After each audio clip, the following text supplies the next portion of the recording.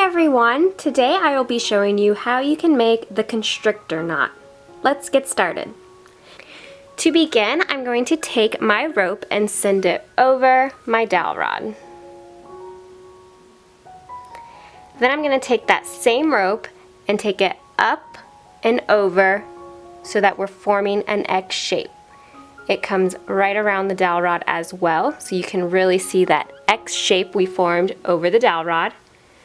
I take that same rope to go over the rope that's hanging straight down, and then I'm going to send it up through the center of the X.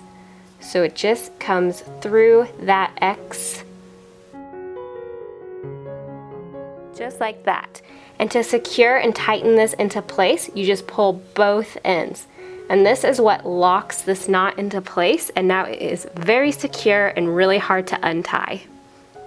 If you want to use the same string to make another constrictor knot, you're just going to repeat the same steps. So I take that rope over my dowel rod,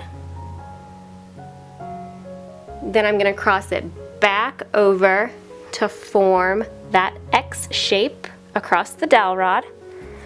That same rope then goes over the one hanging straight down and then up behind the X.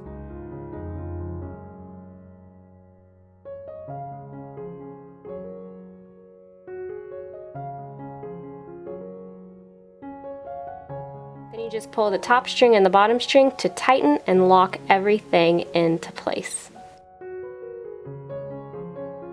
This is a very secure knot. Your ropes aren't going to go anywhere if you use this knot, so it makes it perfect for hanging wall hangings with.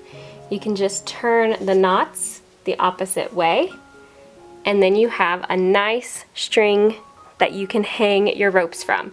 You can just trim the ends in the back or tuck them in and kind of weave them through your other knots on the dowel rod to keep it a little more secure.